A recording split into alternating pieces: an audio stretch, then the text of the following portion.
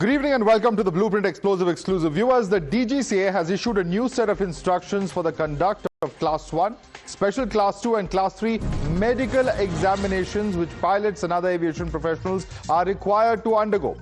Detailed revised guidelines issued by the DGCA say that all required investigations for these examinations will be conducted at Indian Air Force boarding centres only. Here's what the notice issued by the DGCA says. Let's take a look at this. In fact, this is what has been stated, that medical examinations will be at the Indian Air Force boarding centres only. This is a public notice which also adds that the amount to be charged as per CGSS rates, that's of course the central government health scheme. The medical tests which are not available at such Indian Air Force centres then will be to be conducted at the NABA/NABL/ISO accredited labs. This is very significant because they're also talking about producing of original test bearing QR code ID verification at the IAF Centre is also part of what has been specified. But why this is so significant and why are we discussing this at the moment? Because these fresh guidelines come weeks after the tragic Air India plane crash in Ahmedabad, following which a series of steps have been taken to enhance safety. But this has sparked a massive debate in the aviation world, with several pilots flagging off the lack of infrastructure at the Indian Air Force centres that are going to cause inordinate delays and are already causing these delays. There are also concerns that delays in medical tests for pilots could lead to further flight delays as well. So will this step by the DGCA boost safety, or is this a recipe for further chaos for aviation as far as pilots, as far as aviation professionals and even flyers are concerned? Let's decode this and in fact try and understand with our panel of guests. Let's quickly take this across to our guests. Joining us with us is Captain Amit Singh, aviation expert and founder of Safety Matters. With us is Dr. Sumit Sushilan, aviation expert. Captain Meenu Wadia is founder and president of the Federation of Indian Pilots. Captain Amit Singh, beginning with you, is this a well thought out move? What are the implications? Well, from what we have seen in the past 6 months to 1 year, every time there's an issue, there's a knee-jerk reaction. So like fatigue, there was a knee-jerk reaction. A new set of rules came in, then they went into abeyance. Then there was a court case. So this also has come up out of the blue. So there is no collaboration with the industry, the stakeholders, the pilots are stakeholders. So there has to be some kind of a dialogue. If there is an issue or a concern, that needs to be raised rather than bringing up something all of a sudden, and that impacts the whole 10,000-12,000 pilots. And if you see civil aviation, we do not have institutions. Privatization started in 1995-96, and we knew that private airlines are coming, the demand will increase for medical centers are limited with the Air Force. Then there was a move to privatize the medicals. So private medicals were started. But we did not bring about a change or a center for private medical services like the Air Force has. So that institution is not there. Even for pilot training, we are dependent on CAE, which is a Canadian firm. For security, we are dependent on CISF. So aviation as such is not building their own institutions. So every time the same issue will keep on repeating. So there has to be a total. Okay. So essentially, Captain Dr. Sumit Sushila, I want you to come in on this. What's being stated here is that, there has to be, of course, better safety norms, better testing norms. All of that is a given. And the intention behind this might well be laudable. But where's the infrastructure to handle this load of thousands of pilots? Do we really have that at the IAF centres is a very big question that's being asked, because already there are reports coming in of pilots spending 2 or 3 days just to get the basic tests done. Thanks, Father, for connecting. I would like to say these medical tests are happening from the DGCA authorized centers. The IAF, which you are mentioning right now, no, it's like from very long, the DGCA had authorized multiple hospitals where we can go for the medical test. It's not like only in the Air Force bases we have to do it. These are the people who are doing the medicals who are ex-Air Force officers, being from the medical background of the Air Force background they are from. So I think these are same practices. So there's something getting updated now is something like more strict action so that we can have more better results of fatigue and all. Okay, do you agree with that assessment, Captain Meenu Wadia, that this is only the IAF doctors, etc., who are associated and already certified by DGCA, or do they actually have to go to these IAF centers? Because the reports that we are getting, and as per the notice, in fact, that was put out yesterday, that is on the 2nd of July, it's very clearly mentioned that they have to go to the IAF centers. That's absolutely correct. And it's been there for the last so many years. All pilots used to go to either Delhi CME or to Bangalore IAM. First of all, because IAF doctors are trained in aviation medicine, they are trained to assess fatigue levels of pilots, and civil pilots have always been going to the Airforce centers. However, what is more important is what Captain Amit Singh said earlier. You make any new regulation. For example, suppose you say every pilot has to be checked out by an examiner every week or every month. You must have the infrastructure to do it. First, have the infrastructure in place and then come out with a regulation. What is the point of having regulation when you don't have the infrastructure in place? If you have increased doctors' facilities, increased centers, and there's no further delay in happening, first have that in place and then certainly make your new regulations, whatever is applicable. So there's nothing new to start with. Let me bring in Air Marshal Rajiv Sachdeva. Sir, as somebody who has also got a civil license and has served in both these areas, is the current infrastructure enough to handle this load of thousands of pilots that will come in? What do you foresee happening as an impact of this? Is this something that is likely to affect flying schedules? Because the flying public would want to know if these moves are ultimately going to affect them. Good evening, everybody. First of all, earlier, maybe about 30 years ago or 20 years ago, all the medicals were done in the Indian Air Force. Like the captain just mentioned, Meenu sir just mentioned, that the medicals were done in either CME, this is Delhi, or Institute of Aviation Medicine, that is IIM Bangalore.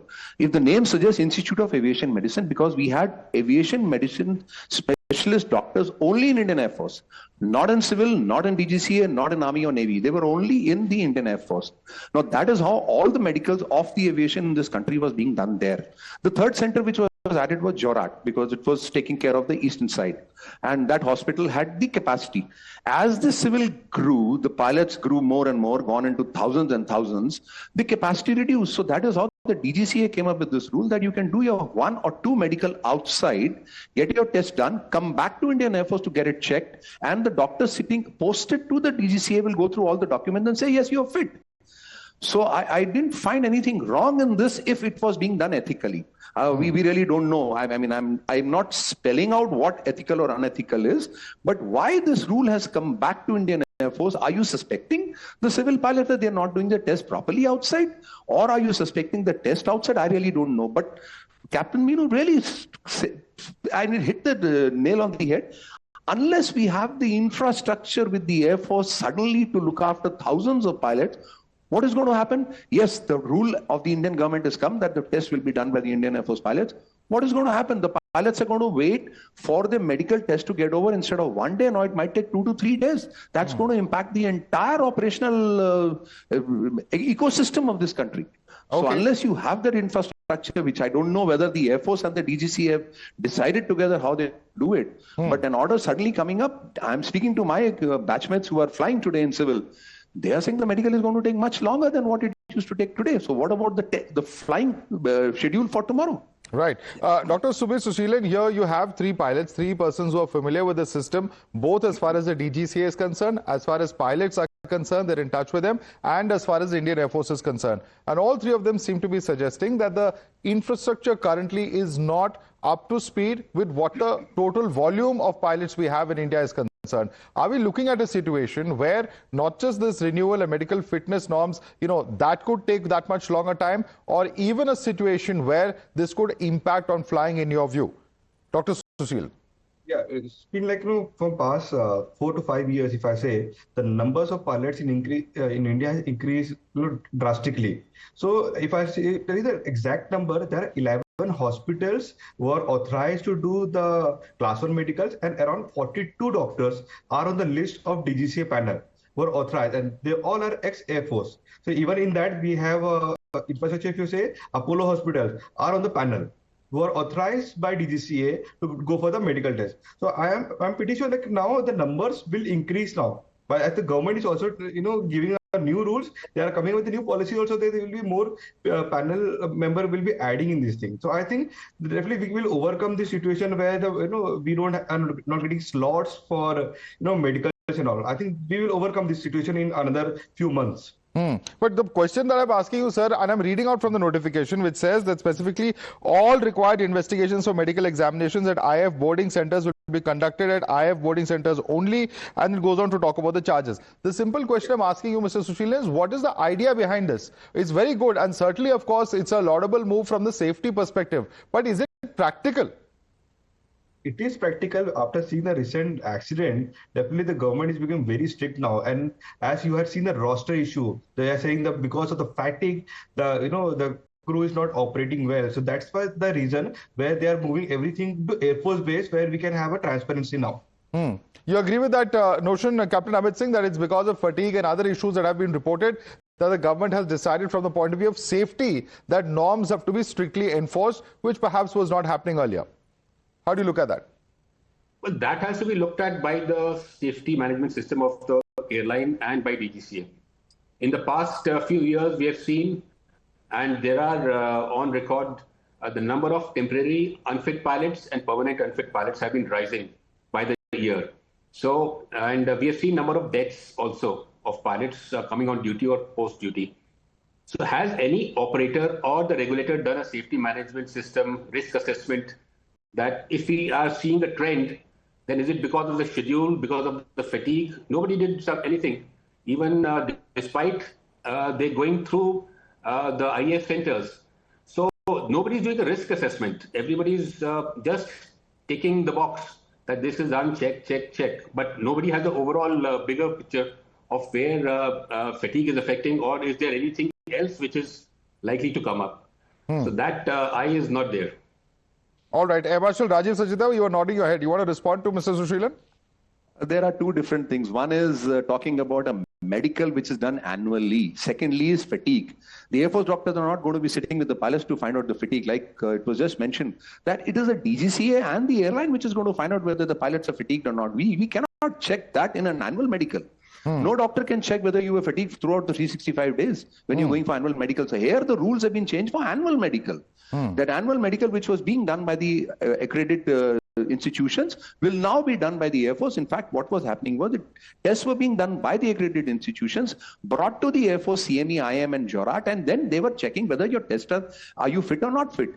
Now, those tests will also be done by the Air Force, with the labs have that capacity and so on. That is what is to be seen. Fatigue has got nothing to do with this particular test. Fatigue has nothing to do with the medical examination. The doctor is not going to sit and examine fatigue levels. This is a once in a year, an annual medical test, which is mandatory, which looks at all the medical parameters as perhaps is normally done for any individual to check their health. Your response to that, Dr. Sushil? So I think, let's see, right now, after all the issue, definitely the government is getting strict now. So definitely these are one of the steps taken for more safety. So I think this is should be appreciated for the future step. Let me bring in Captain Wadia on this. Captain Wadia, what are the norms globally speaking when it comes to such medical tests? What are the norms, for instance, that FAA has? Are there medical renewal norms that are specified? Because I was told that there are norms over there. There's no requirement of this kind of long list of tests to be done. And these are all ICAO certified. What is the difficulty in having that implemented here in India? Well, I'm coming to exactly that point. First of all, most people are not aware that different grades of pilots at different stages have different types of medical. Some pilots have to go every 6 months for a medical. Some pilots have to go every year for medical. And therefore, there are different reasons for doing this medical. But what is more important is the qualification of the doctor itself. Now, there are many thousands of doctors who are eminently qualified. There may be heart specialists, there may be brain specialists. Are they qualified to give you a medical certificate for your flying? No, they're not. There are people, there are pilots, and there are pilots who are doctors also, and there are doctors who are pilots also, have done specialized training in aviation medicine. And Bangalore is a very good example. In fact, there's another institute over there that's called the Human Engineering Panel, which belongs to the DRNDO, which does a lot of research work also. So therefore, these doctors who are there are very qualified, eminently qualified to give these certificates. So therefore, you must have a large quantity of doctors apart from having the quality also to give these certificates. Right. Captain Amit Singh, what's the global norms and how far are we from those norms when it comes to such medical certification? Well, global norms are like what was prevailing before this circular came in, that there is a hospital, so there is a recognized hospital and there is a recognized and qualified doctor who is qualified in aviation medicine. So you can go there anytime, seek an appointment and get your medical done. Final assessment has to be done by the DGCA medical department. So that is how it runs globally. So Airforce does not do it in any part of the world. They may be doing in a limited way, but civil medical is civil medical. That's why ICAO is regulating it. It is basically delegated to the Air Force because we don't have the capability and we do not want to build the capability. That is a bigger problem. If we are the third largest in aviation globally, but we do not have the capability of a civil medical. They're still dependent on the Air Force. Air Force priority is their own people first, then the retired, the veterans, and then the civil. So that is their priority. So we can't be overloading and continue to loading them. We have to have our own facility and capability. All right. Dr. Sushila, I think that's a fair suggestion. Why don't we have our own infrastructure developed? We are supposed to be the third largest aviation market globally.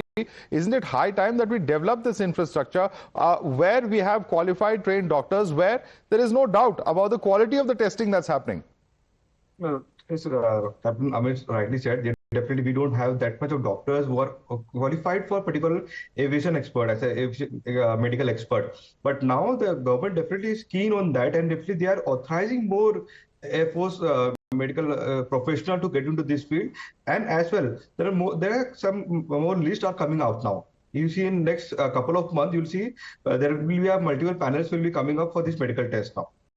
Okay, multiple panelists will be coming up. Air Marshal Sachdeva, you want to respond to that? Because, you know, the concerns at the end of the day, as you were rightly saying, is that if they don't trust these tests, there must be some reason. There must be particular instances that perhaps have not been reported or have not come to light, or good reasons for the DGCA to do this. I think the whole game is, first of all, every pilot in India who's flying has been certified by the Indian Air Force Civil Aviation Aviation Medicine Specialist doctor to fly. First of all, let's make it very clear. For every pilot who's flying in India has been certified by him. Now the catch is the test done by Air Force or outside. That's the debate this rule is taking us into. Whether the tests are done by the Air Force or by outside. Now the rule has come up of 2nd July that the test will be done by Indian Air Force. Was there something which went wrong, that the people were getting tests done wrongly outside, unethical? I really don't know. That the airlines will know. And once the airlines know, the DGCA knows. And the DGCA knows, the airline knows. That's about it. No pilot in India is flying without the certification by the IAM, CME or Jorat doctors. That's very clear. So what really is the solution then, Captain Wadia? We revert to the existing system at the earliest. We create infrastructure, which is of course a long-term measure. What really can be done in the given circumstances? What can be done is stop having a knee-jerk reaction. The idea is good, yes, but take its own time. Till you have adequately qualified number of doctors, do not implement a new rule which will put a full stop to the medical certificate. So let me also clarify that even in the IAM and doctors who are very well qualified for the same reason, sometimes they have to go into ICAO regulations and certify and see what the ICAO regulations tells them, and then only clear. So every pilot is not cleared just blankly by any doctor, etc. And every doctor is not qualified to be an aviation medicine specialist, etc. So please take your time to qualify people, understand what the problems are, and then bring in a new regulation that will affect all the pilots in this country. Yes, we have a huge number of pilots, and it's going to increase. It's not going to decrease. And therefore, what is a priority one for this very specific reason, you first need now to qualify many more pilots. There can be retired pilots who are doctors from the Air Force who could be qualified and certified to give certificates to the new pilots also. But have the people qualified first and foremost. That's an important suggestion, Dr. Sushilan.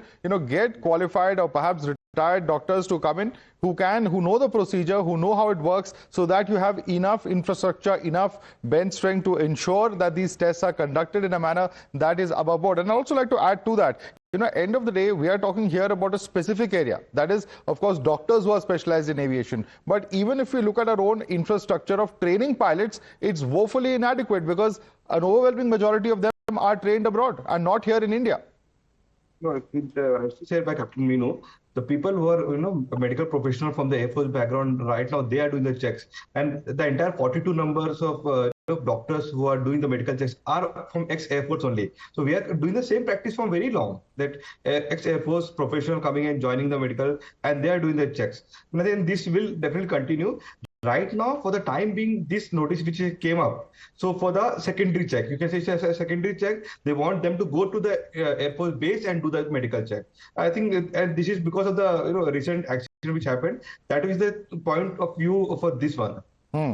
So let me bring in Captain Amit Singh on that. Captain Amit Singh, is that a valid concern? A, the lack of trained personnel in specified areas, and B, pilots themselves, if they are trained in India, if we have a huge training infrastructure, of course there are flying schools, but perhaps to cater to the kind of demand that we have domestically itself, and the need to in fact bring in foreign pilots, etc., or even Indians trained abroad, all of that would drastically come down, wouldn't it?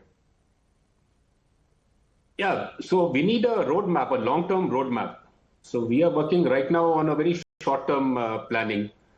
Some airline orders 50 aircraft, 100 aircrafts, but we know that in the next 30, 40 years, we'll have so many aircrafts.